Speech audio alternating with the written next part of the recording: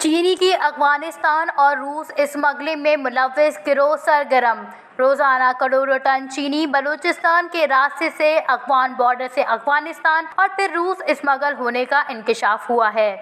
ملک میں چینی کا بحران پھر سے سنگین ہونے کا خدشہ ہے۔ کوئٹہ میں چینی ناپید ہونے کے سبب پنجاب کے مختلف علاقوں جبکہ سندھ کے علاقے گھوٹکی، نواب شاہ، سکر سے چینی منگوائی جا رہی ہے۔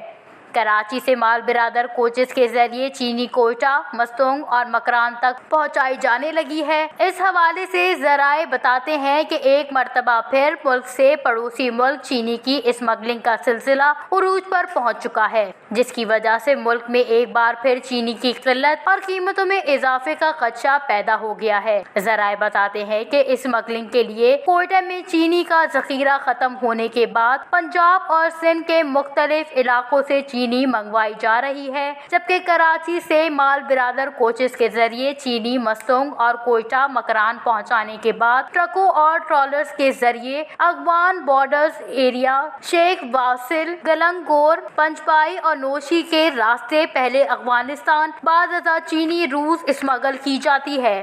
ذرائع بتاتے ہیں کہ اس دھندے میں ملوث گروہ مبینہ طور پر جعلی سرکاری دستاویزات بنا کر بلوچستان کے مختلف شہروں اور قصبوں تک چینی پہنچانے کے لیے استعمال کر رہا ہے۔